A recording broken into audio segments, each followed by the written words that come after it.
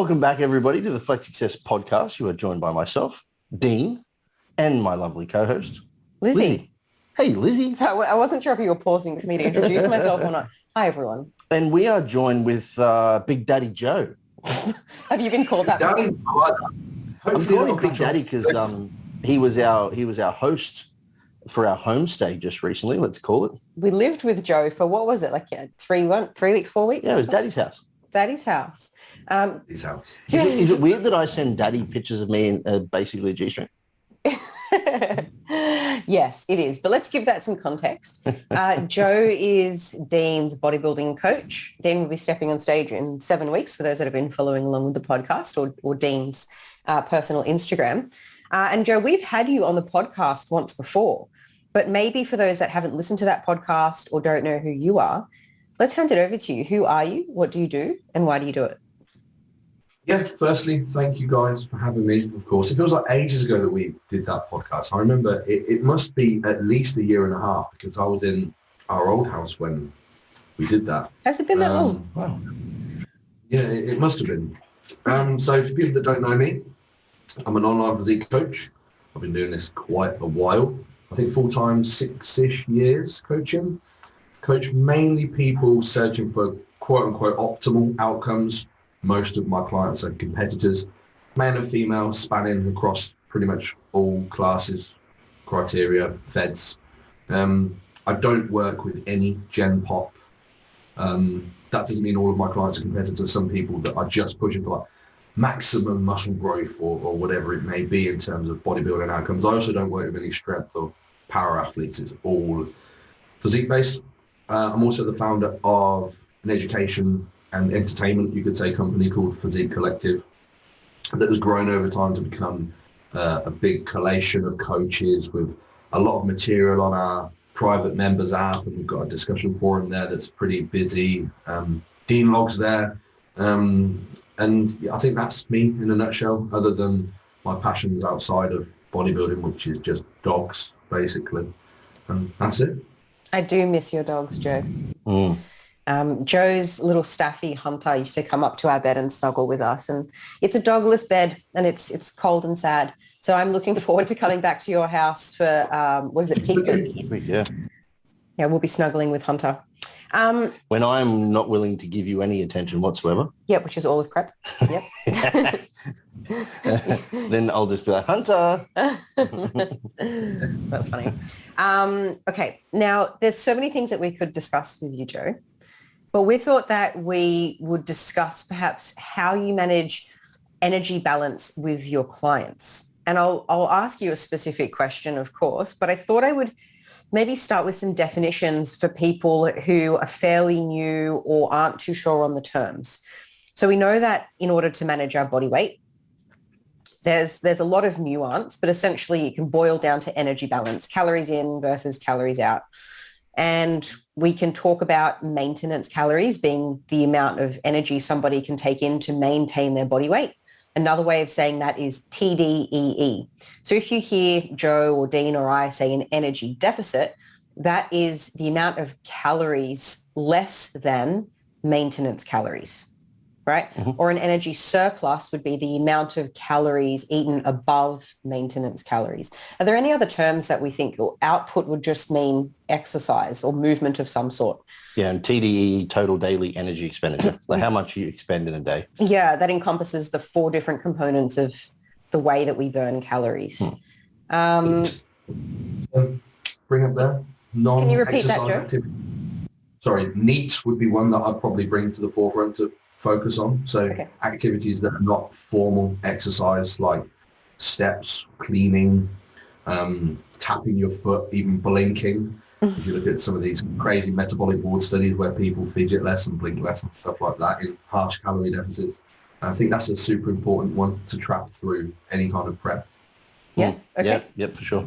Cool. Yeah, the reason why I thought this topic would be interesting is, one, because obviously you do specialize in physique athletes or people that are looking for particularly physique outcomes, is that everybody wants to know, like, what should I manipulate and when and how hard and how often if I'm trying to create a deficit to facilitate the best possible body composition outcome. Mm-hmm. And there are a lot of things to discuss. Yeah.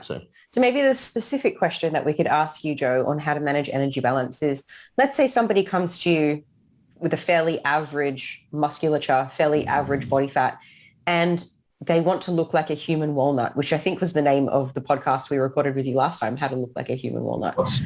How would you go about managing their energy balance? Would you start them in a surplus, maintenance, deficit? How harsh of a surplus or deficit? The first thing, and as is the case with 99% of my clients, is most of their goals are time specific. So ultimately, the first thing to do is plan your periodization up to that point.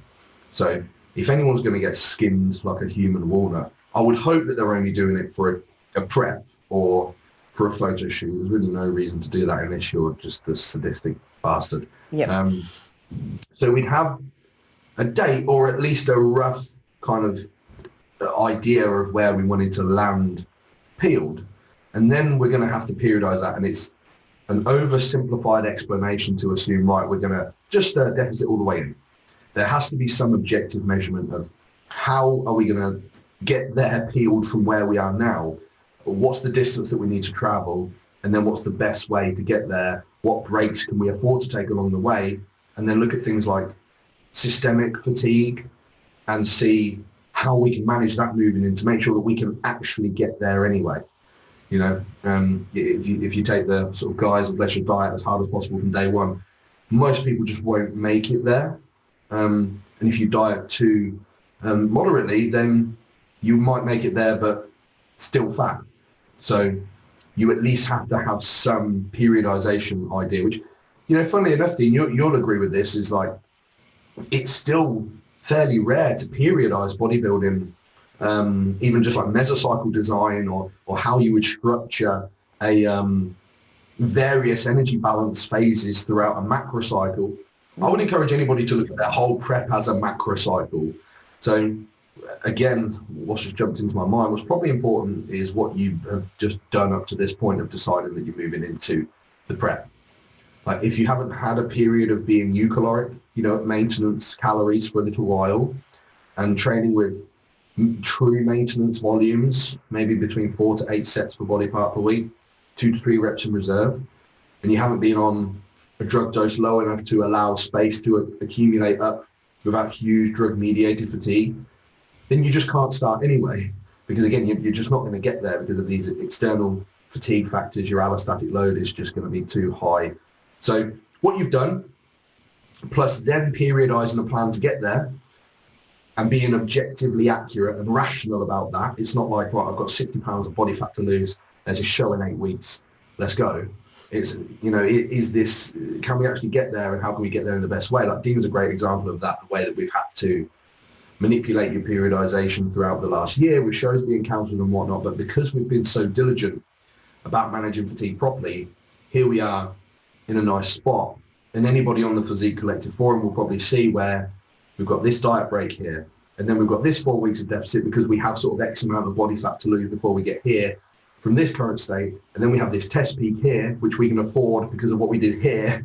You know, it's not that simple when you're trying to get a bodybuilder skinned and look full, fresh, not carrying a load of fatigue. I think that's where the nuance is. You know, loads of people can get skinned inside out, but look terrible. Yeah, that's just a war of attrition, really. You know, who's willing to suffer? But all right, so let's think about a starting point then. We have the concept of us, obviously, let's just assume somebody has set them up with the appropriate preparation for a fat loss phase. You know, they have spent some time training less intensely, both from a volume perspective and a reps and reserve perspective. If they are using performance-enhancing drugs, those have been dialed back for a period of time. Maybe their output is neutral. They haven't developed a binge eating disorder. Yeah, they're psychologically, socially in a great spot. They're ready to rock and roll. We then are saying essentially, all right, like if you are X kilos and you want to be roughly 10 kilos lighter than that, there needs to be a sufficient amount of time for you to achieve that without also then playing up the fatigue card. What's an appropriate goal, do you think, for people to consider for rate of loss done in a manner that isn't too risky for not making it towards the end? So right at this beginning point, looking at rate of loss, and I'll describe this as a percentage of total average moving body weight. So, if you're going to weigh yourself every day, look at an average at the end of the week, do the same the following week. The difference you could map into a percentage of what you weigh. So as we progress through this macro cycle, and for anybody that doesn't know, this is just a nerdy sports science term to mean a bunch of mesocycles or blocks of training that are going to result in us getting to the stage or the photo shoot or whatever. Be aware that training fatigue is going to accumulate as you go through this macro cycle. So that's one fatigue driver. Drug fatigue is going to accumulate as you go through with your exposure to androgens or lipolytics or whatever else. You've got these two vectors of fatigue that are going to get higher, but right now at the beginning they're fairly low. And if you're going to try to maintain a fairly flat line, homeostatic, markerish systemic fatigue, you can afford to be a bit more aggressive here whilst before the fatigue is accumulated from those two vectors there. So I would probably edge towards the 1% of total average body weight loss at the beginning of a prep. When appetite's low anyway, when you haven't got any diet fatigue, you haven't got any food focus, you can get a lot of that done prior. And then as fatigue from these other vectors accumulates, I would want to attenuate that down until eventually clients will get to the 0.25% of total average body weight per week marker. And then we will be at maintenance, potentially for 4 weeks prior to the show.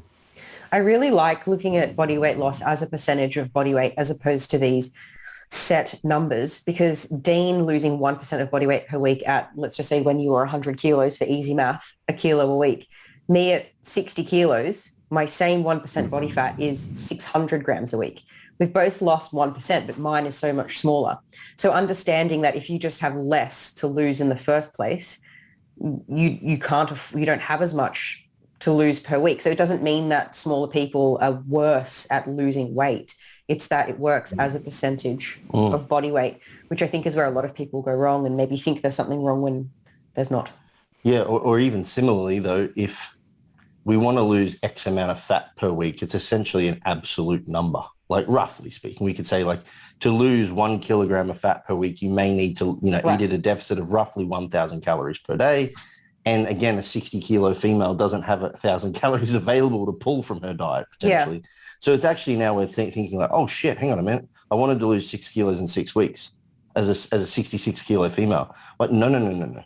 That means you need to eat 1,000 calories a day if you want to do that. Yeah. So if I'm maintaining on 2,000 a day, I need to eat 50% of that in order to lose a kilo a week.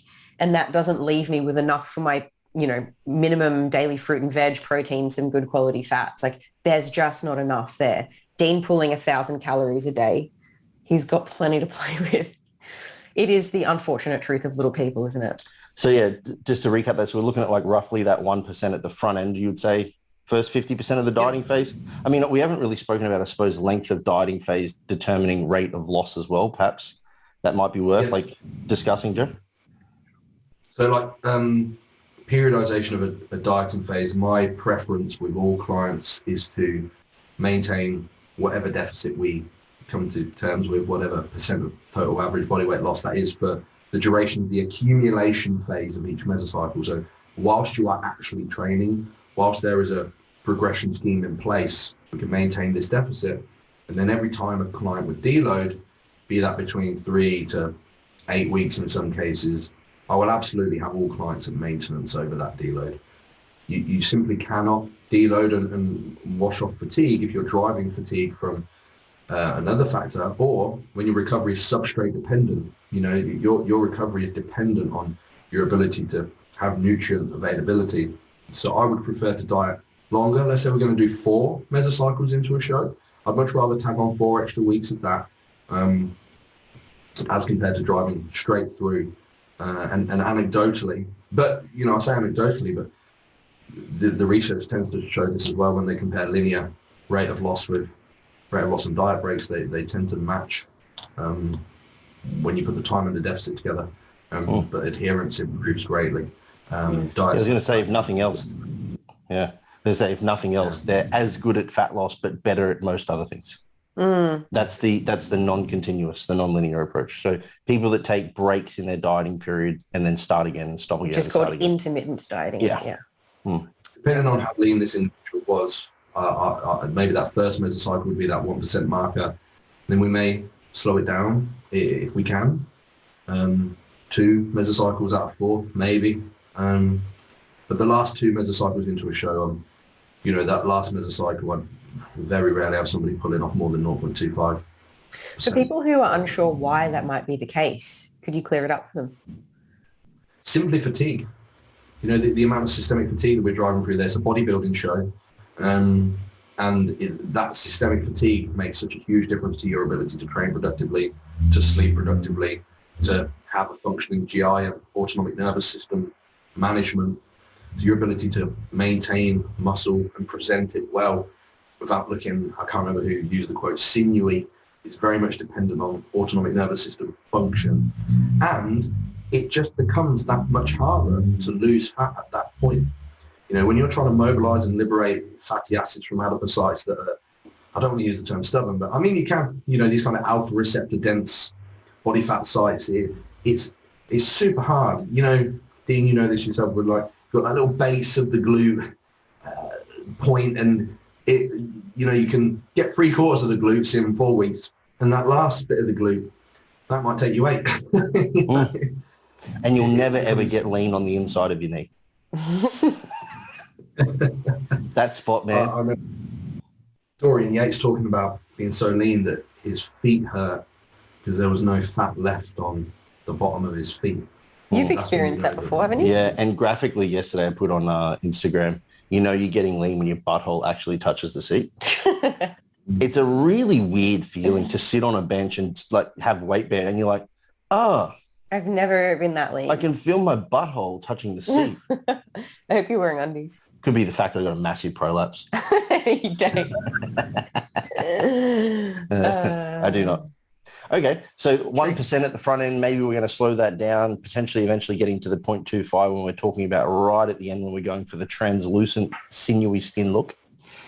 Yeah, How do for we this to really engage? work, sorry to interrupt, but for this to work, you have to come into prep lean enough.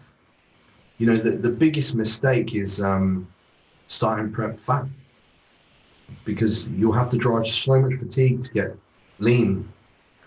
Many times with clients, I've prepped before prep. I've dieted before we've started prep, and we slowed it down at prep.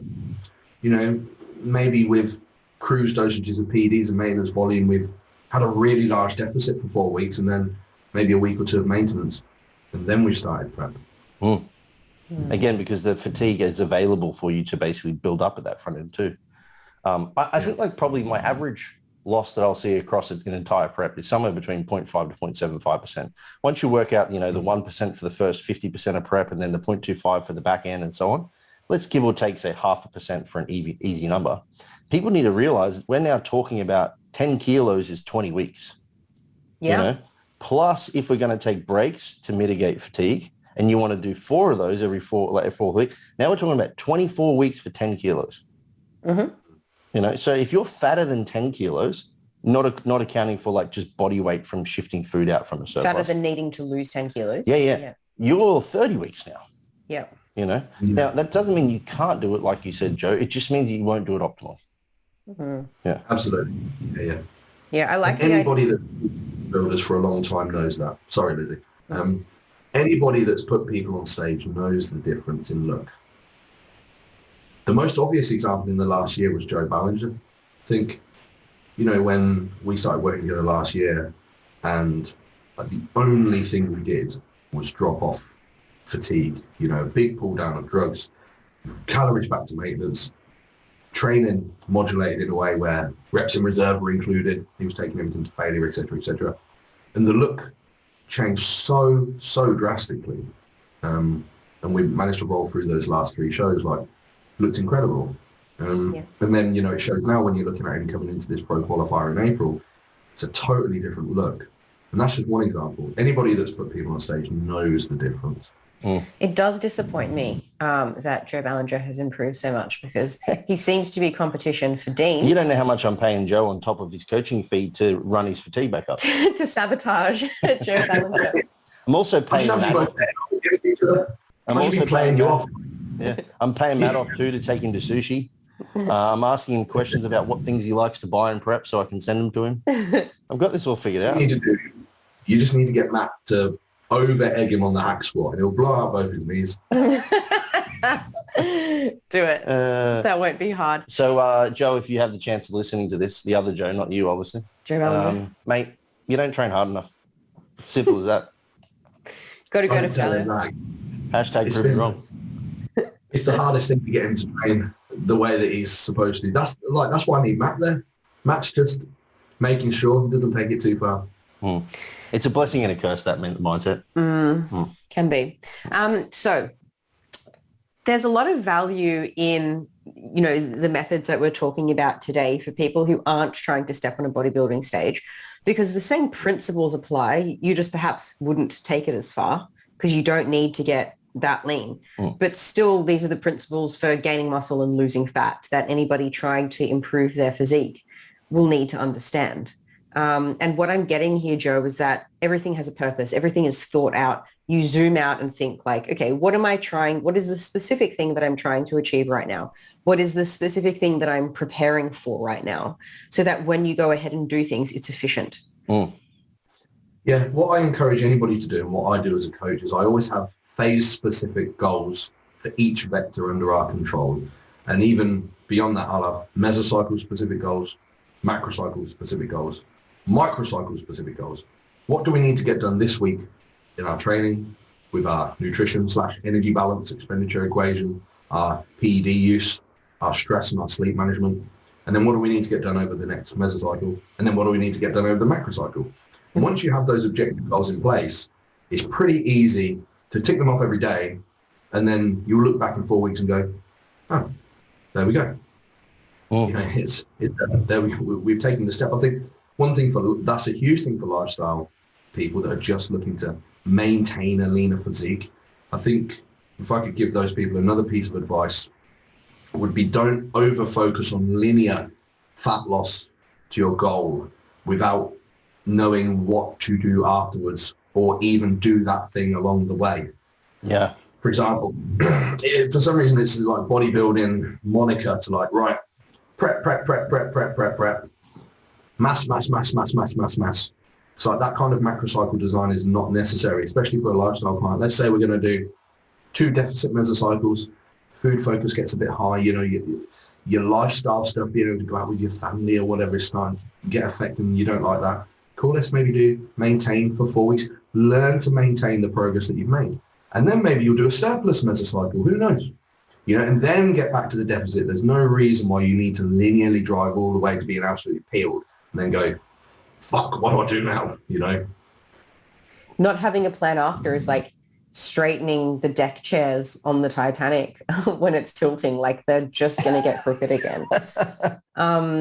There's so many reasons to do a maintenance phase. Like if somebody's trying to get lean for a holiday, if they're in a deficit up until the day they leave for a holiday, you're going to feel really hungry. You're going to feel restricted. And then when you actually enter the holiday or the weekend or whatever event you're trying to get lean for, chances are you're going to feel like you've been let off the leash a little bit and you're going to go wild. So stopping the deficit a couple of weeks out is what I suggest to my clients anyways. And doing a maintenance before the holiday means you're going to be more prepared for all the temptations because you're not going to be as hungry. It's not going to feel like you've just been let off the leash. What's the thing? Fatigue messes all of this shit back up. Yeah, exactly. And maintenance phases, even outside of these acute maintenance weeks like diet breaks, extended maintenance phases are like the enemy of bodybuilders because they're psychopaths and they're growth-minded individuals and they need to be, my clients, it hurts me when they're in maintenance phase. Can I diet yet? Can I do this now? But, you look at it objectively. Just go through all of those vectors that we mentioned, right? This is a slight offshoot, but I think this is valuable for people listening. So you've got training, we've got great data to support that. Higher training volumes to a point. There's a logarithmic relationship with training volume and hypertrophy. There's a dose response curve that's like an inverted U. So we know that higher training volumes are associated with greater hypertrophy, but we also know that escalating training volume above what you are currently doing is associated with greater hypertrophy. So it's probably a good idea if you are an evidence-based coach or individual that practices this, that you will train with higher volumes and also have accumulating volumes. But how do you accumulate beyond a certain point? So at some point, you're going to have to train with lower volumes. You can do that in the maintenance phase, works perfectly. Energy balance wise, there's slight degrees of metabolic adaptation that take place, but I think most of the things that we can to consider are like fat cell signaling of ghrelin and, you know, imbalances in peptide YY and GLP-1 and stuff that occurs with extended dieting. At some point, you're going to have to maintain. Even after a large surplus, you know, there's non-acute hypertrophy mechanisms that you need to instate prior to dieting. So, you know, here we've got to do these two things at some point. Well, they're both involved in maintenance phases. And drugs, like, you can't just take high dosages of drugs all the time. Well, you can, but you won't live for very long. And there are negative feedback regulators to be aware of with PED use, you know, like myostatin, so on and so forth. So you have to take a break at some point. So you might as well do it all at the same time in a maintenance phase. Yeah, absolutely. Yeah, I always liken this phase to like a settle and sustain. And then you're right, like people that I deal with, because I deal with the same cohort of individuals as you, have a progressive mindset. They're always looking to go somewhere. And the only way that I found effective in framing this is that this is a phase to prepare you for a greater or more successful next phase, you know? And if we don't take this period, then the next phase won't be as successful. And then every time we don't take this period and we take a less successful phase, we're diminishing our return on our investment, which is all of the effort every time. So it's like, instead of like a bank where theoretically you put more money in, the interest rate pays you more money back. Eventually you start to actually lose interest on every time you put more money back in. So yeah, but I think this is one of the wonderful things about the periodization and the planning concept, right? And again, we share a fairly similar macroscopic view of how we set clients up in regards to like a visual representation on a sheet. Say, like, hey, this is where we are. This is where we'd like to be in 12 months. This is what we need to do every 3 months to achieve that. And this is what we need to do every week and every month in order to achieve that 3-month goal. Break it down. Yeah. I guess that's the difference between lifestyle clients and comp prep clients. Lifestyle clients want to reach a goal, and once they're at that weight or can do that deadlift or whatever, they're like, great, success, let's maintain this. Whereas bodybuilders can always be bigger. There's always more muscle you can put on. You can always be leaner. There's always more conditioning that you can achieve at a show. And it's unfortunate that some people toggle in and out of cutting and gaining, and then cutting and then gaining again, and then cutting and gaining again without maintaining. They're not preparing themselves adequately, and they're really ripping themselves off. Yeah, spinning your wheels excessively over long periods of time, absolutely. And you mentioned lifestyle clients as well. I think if we, you know, like we gave an idea of the rate of loss for people listening, I think if I was going to give a recommendation for periodization, you're going to set yourself mesocycles, anecdotally and in terms of the literature on this topic, 16 to 20 weeks of accumulation to deload phases, or 3 to 4 mesocycles is what 99% of individuals will be able to tolerate prior to requiring a period of lower training volume. Yeah. So I want to ask, Joe, when you are dealing with your clients and you need to affect the energy balance in some way to facilitate a larger deficit, would you generally decrease the input, so take calories away, or increase the output, get them to move more? So this is going to be highly inter-individual for the specific client setting and what they're currently doing, but general recommendations would be, like, my preference as a coach is to keep people in a high energy flux environment would be generally preferred. And anybody that doesn't know what that means, we're talking, in simple terms, eat more, do more to create the surplus or deficit. So for example, I could create a 500 calorie deficit from just eating 500 calories less than maintenance and my activity being exactly where it is. Or a high energy flux example would be on the extreme end, to keep eating exactly the same and just perform 500 additional calories of expenditure. So within the schema of fatigue management, I would always prefer to keep activity highest. Now, my general preference as a coach, I can't remember the last time I actually used formal cardio with a client. In an example with an individual that had a very sedentary lifestyle, I certainly would. But for all of my clients that I've put on stage in the last couple of years, it's just steps, standing, believe it or not, and posing. That's really the only expenditure tools that I've used. but my preference would generally be to keep them on the higher end. And again, the research tends to show that that is associated with greater diet satisfaction, greater training performance, greater hunger management, etc.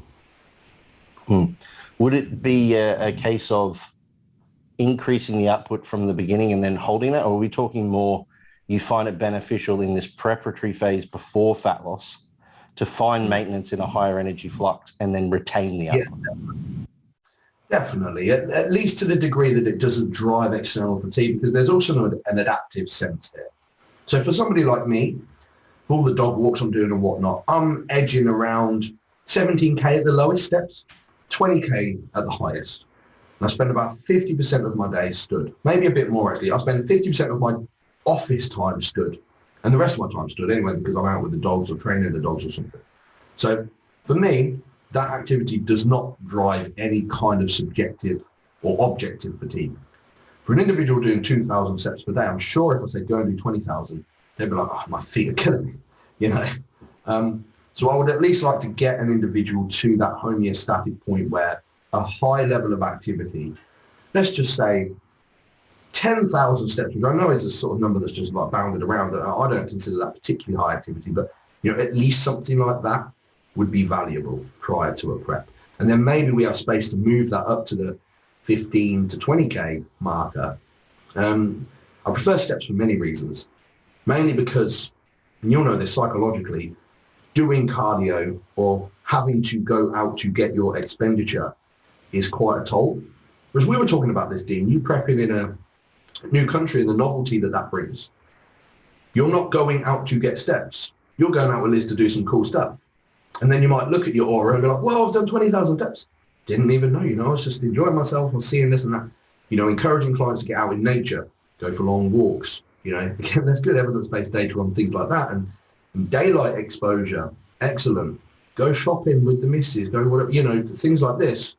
Far better satisfaction that way. So you can't get daylight exposure here in England though, can you? Oh man, it's been so fucking grey the whole time. I think we've had like 3 sunny days. But anyways, I think that those things are totally undervalued and maybe even scoffed at sometimes because it's seen as like, oh, out in nature, like it's a bit hippie or it's too simple. How can something so simple be effective? But things don't have to be complicated to be effective. There is no causative relationship there. Like the seatbelt, super simple, saved millions of lives. These really simple things can be super effective tools. Seatbelt's a good example.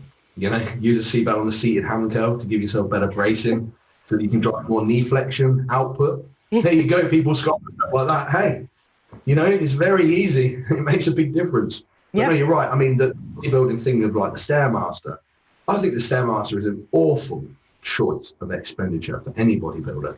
I don't know why anyone would do it. Yeah, it's the most high fatiguing activity that you can do. It's an awesome way to ruin your next leg session. It's just, it's not even that calorically dense in regards to the expenditure per minute either. But it's just a mental, and fuck, to do it on the same machine, and maybe perhaps, Joe, it's because people associate pain with progress and the Stairmaster is quite painful. So they think, oh, this must be really effective. No, sweetheart. Well, same thing with taking all your sets to failure, you know, sure, that's associated with higher threshold motor unit recruitment, but you then pay the price. So you pay the price with the amount of volume that you can perform, and therefore there's a hypertrophy trade-off. Just like you get on the Stairmaster and blaze yourself, you know, you're going to pay the price of very poor stress management. Yeah, I think people lose this concept of like how much can you get under the curve, you know, like you may be able to recruit more high threshold motor units per set if you take it to failure. But then over the course of the mesocycle and the macrocycle and the entire year, how many more effective sets could you actually do if you didn't quite make it to failure? Because you're not driving so much fatigue that you then have to take more breaks. Okay. Yeah. For a listener who's new to the term effective sets. Or effective reps? Yeah, sorry, yeah. Go on. Well, we could classify an effective rep, one that recruits a sufficient amount of muscle to drive a hypertrophic response, would be anywhere from 3 to 4 maybe repetitions from volitional fatigue or technical failure. Fair? Yeah, absolutely. So like if someone's not helping you do the rep, can you maintain the rep performance without changing technique, movement, all that kind of stuff? within 3 reps from before, you could never do a single one again. Yeah, before failure. You know, and we're going to say it's effective from at least 4 out, potentially slightly better from 3, potentially slightly better from 2, but we would argue whether or not the 1 to 2 mark is actually achieving all that much more in the grand scheme of things, but it is likely achieving far more fatigue. Yeah. If you look at high threshold motor unit recruitment, the massive majority you have recruited by about 3 reps in reserve. And then that 4 to 3 is when things are very productive. There's exponentially more fatigue to pay for every rep after that for quite a small amount of high threshold motor unit recruitment. That's not me saying that like never train beyond 3 to 4, but you have to choose the time when that is suitable. Similar, so that's what I would call like a stimulus threshold, and there's a stimulus threshold with training volume as well. If you're performing likely less than 8 sets per body part per week with less than 3 or 4 reps in reserve, then you know, other than a novice trainee, you're unlikely to be getting much hypertrophy there. And again, for every set that you perform, there's more hypertrophy, but there's an additional cost to pay. So as with most things, you want to get somewhere in the middle, you know? Yeah. Yeah, it's the non-sexy, boring part. Yeah. I believe it's Jeff Nippard that has a really good, 10-minute YouTube video on effective reps for anyone that wants to look further. I'll pop it in the show notes. But otherwise, I think that was a really clear explanation. And also, Joe, I think a really clear explanation of why it's important to map it out, to think forward. Yeah, I mean, typically what you hear in the crowd of people that train to failure and also don't periodize, I don't ever take deloads. And what they don't realize is their body forces a deload upon them. You know, every couple of weeks when they change their exercise and train like a piece of shit for a day or two. When they get sick. Yeah, you don't realize, you know, when people say, I took a few days off, you're like, you are chronically undertraining.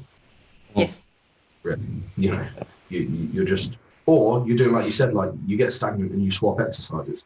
Well, you're kind of cheating the laws of progressive overload there, because you've just got like some neurological adaptation, cool, but like skeletal muscular adaptation, no, you know, that's not happening because you haven't increased mechanical tension. You just learnt a new movement a bit better than you did last week. Yeah. And a novel stimulus always makes you more sore than a stimulus that you've repeated over time. And again, people correlate soreness with growth, and that's not always the case. Yeah. So yeah, they're really not doing themselves any favors. And they misappropriate novel. Like novel can be the extra bit of rep, the extra little bit of load. Yep. You know, the extra set, that's novel. Yeah, the increased range of motion. I think also it takes away from the very simple concept that has been, you know, tried and tested through time, which is the SAID principle, you know, specific adaptation to an imposed demand. And God, in order so many times. Oh man, in order for you to do that, you need to do a specific thing to that same tissue repetitively in order for it to impose the demand necessary for the adaptation. Yeah, the imposed demand is mechanical tension, but it has to be escalated, and the specific adaptation is skeletal muscle hypertrophy. You know, that's it. Yeah. All right, let's go a quick little recap. So ideally, we want to try and set a relatively higher energy flux state at the beginning prior to a dieting phase, so that you have a higher output and a higher input, because we know that typically leads to a more successful dieting phase. We want people to consider how much do they need to lose, and then what time frame is fair for them to do that, averaging about 0.5% of body weight loss per week. More in the beginning, less in the beginning. Assuming they've got a higher energy flux, then would we then say, Joe, that you're typically going to go for a energy input reduction, so food reduction? Yes. Yeah. Depending, if that sort of high energy flux initial point for a client was 10K steps, you know, that I don't consider that to be fatigue driving. Maybe I'd take that to 15, maybe in some cases higher. Maybe we'd introduce a standing desk. Someone listening here going, standing still. Nah. Interestingly, there was a paper that I did a video on for Physique Collective where it was a case study comparing 2 women, the same weight. I think they were 150 pounds or 155 pounds, and they were comparing the caloric expenditure, the energy expenditure between their homeostatic work activity, which was 8 hours of sitting versus standing, and there was a 700 calorie difference. Holy shit. The woman standing, expended an additional 700 calories when going from sitting to standing. So this, of course, wasn't comparing 2 separate individuals' calorie expenditure, because that wouldn't make any kind of evidence make sense. but taking these individuals from sitting to standing. And no one can tell me that standing still is hard, so there's an option for you. And also an option to make the NEAT more effective is to use things like a weighted vest, which I am a fan of for some individuals. That can be a fatigue drive and you have to be careful with it. I've gone through various ways of programming this with clients, having them wearing it all day, so they're almost just replacing the weight loss, and then we can get into that rodent gravity stuff, which I don't think it's a bit of a reach to apply that to humans, but I think it's interesting. And then I've had clients that just use it for like their steps in the morning, for example, as a very kind of low fatigue calorie expenditure tool, and I've had great utility with that. And as a calf hypertrophy mechanism as well. You don't need that, dude. That works. And posing. Escalating the amount of posing the client is doing for a prep. Maybe we'll start with 2 rounds of mandatories 3 times a week. Maybe that'll become 5 rounds of mandatories daily. And anyone that's posed hard knows it's hard. Yeah. It's cardio. Yeah, the energy demand on isometric contractions, gnarly. Yeah, they're all really cool points. Yeah. We like to wrap up a podcast, Joe, our tagline is how to be less shit. So if you could leave listeners with a tip on how to be less shit, what might that be? In regards to managing energy balance. Yeah. Okay. Shameless plug then. To be less shit, I would recommend everybody educates themselves on these inputs that we've discussed today. And funnily enough, I have a website and an app that does exactly that for you. We have a ton of written content, visual content, Q&A on the forum with many different competitors and coaches, including myself, at Physique Collective. So go on the App Store, search Physique Collective. It's only £6.99 a month, and there's thousands of hours of stuff to dig through on there. So that would be my recommendation. This is only appropriate for competitors? No, because we have lifestyle-specific coaches on there, like Matt Strong only works with lifestyle clients. He's got lots of things on there, how to eat out of various restaurants, blah, blah, blah. We have neurochemistry on there from Will Bassett. We have female-related content on there from Holly Davidge. We've got biomechanics content. We've got PD content for men and women. Everything imaginable within the physique development realm. Our tagline is Physique Development Simplified. So we do pride ourselves on being evidence-based and being able to reference all of our stuff on there, but we do the hard bit of simplifying the data and presenting it in a way that's easily digestible. Love it. That's awesome. Awesome plug aside though. Yes. What do people do wrong a lot with energy balance manipulation? And do you think, is it just the lack of planning? Yeah, I think just going into prep and prepping is the mistake. From whatever point they're at. I was speaking to a coach on one of the Two Bro shows last year, and he said, "How long do your clients prep for?" I said, "Well, depends on the client." He said, "Well, I do 12 weeks with everyone." He actually said, this is going to sound so arrogant, but this did happen. He might listen to this. He said, "How do all of your clients all turn up peeled?" And I said, I don't know. We just prep properly. And that's when he said, "How long for?" And he said, "I do 12 weeks with everyone." I said, "Yeah, I don't really do 12 weeks with anyone." I mean, like Christian prep for like 28 weeks. Plus all the preparatory, gosh, help me out here, help me speak English. Plus all the preparation that he did before the 28-week prep. Yeah, whereas someone like Ballinger, we've got like 12 weeks and that's enough. So it depends where you're coming from. So yeah, the plan, the periodization will be specific with understanding objectively where you need to get to and how to get there. That's the biggest mistake, like just doing the thing as if just by virtue of dieting and training, you're going to be peeled on this day. It's not going to happen by chance. Yeah, if we could liken it to maybe trying to drive to a destination we've never been to before. If you'd like to just get there, driving, maybe just get in the car and go. See what happens. See where you end up. Liz, how successful would your drive be? Liz, I want you to drive to Manchester tomorrow. Just go get in the car and go. I have no sense of direction. I get lost in this like tiny shoebox apartment trying to get to the bathroom. It would definitely be a failure. But you got to check that there's fuel in the tank. You've got your phone charged. If you get into trouble, you need the map. How long is it going to take to get there? Yeah, like you can't just drive. You usually allow for error margin for traffic or taking a wrong turn. Yeah. All of these things are normal. I think it's because everybody eats. Most people do some form of activity. Therefore, everyone just feels like they know enough. When in actual fact, they've just been sort of going through life, picking up tidbits from people picking up good behaviors, bad behaviors, and they don't really know where they're at. Accepting some myths. Yeah, and then they just start and then you're like, well, I'm back in the same spot. Yeah. Oops, have an eating disorder. Yeah. Yeah. Yeah, well, that's another huge issue of why you need to plan for what you're going to do afterwards and practice that along the way. Yeah. Yeah, absolutely. Now, Joe, I'm going to ask you a would you rather question. Sweet.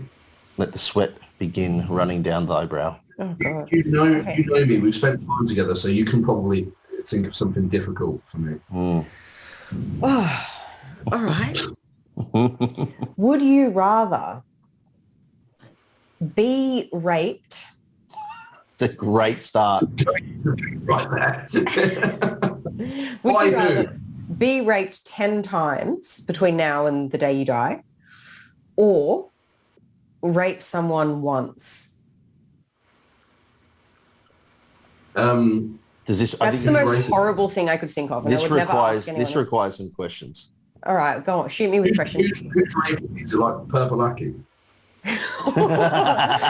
Google Purple Aki, anyone who hasn't. Look, it's a mixed bag. It's 10 different men. No, but he's being raped in the bum? He's not being raped as in like taken advantage of by a woman? No, you're being raped on the bum. Okay, yeah. Yeah, it's a mixed bag. I haven't experienced this, but I would like to say be raped because I would like to think that emotionally I could think this is saving someone else from potentially ruining their life. So I'm going to have to just get on with it. You think you could get over it 10 times? I don't know if I'd get over it, but I'd feel better knowing that somebody else didn't have to. You're a good man. I think that's a good answer. Do you mean that answer, or are you saying it so you don't seem like a prick? Yeah, but also, if it's a beautiful woman... Oh, he nearly saved himself and then dumped it. Yeah, because the woman also doesn't know. I think we've had a similar one before. It's like, can I tell her I'm going to rape her? Can I apologize? Like, all of this sort of stuff. I mean, I think Joe's definitely gone for the right answer morally. Yeah. Yeah. Okay, cool. Thank you for the license to ask anything, because I was fiddling with something way more PG, but that was fun. You know what? Normally we'd say that's a ball terror of a question, but in this instance, it's a bum terror. Your poor butt, Joe. Your poor butt. Okay, now, the rape question aside, thank you for an awesome podcast, and I hope everybody enjoyed the content. I'm sure not the content right at the very end. If you did, please take a screenshot, share it on social media, tag Joe. What is your handle, Joe, on social media? Joe_Physique Collective. Okay, tag Joe, tag Flex Success, Dean and I. What is it? Rate us on iTunes? Yep, rate us on iTunes. Give us a thumbs up maybe on YouTube. I don't know. All the stuff that you need to do to make us popular. Do all of those things. And we'll see you in the next episode. Thanks for joining us, everyone. Guys.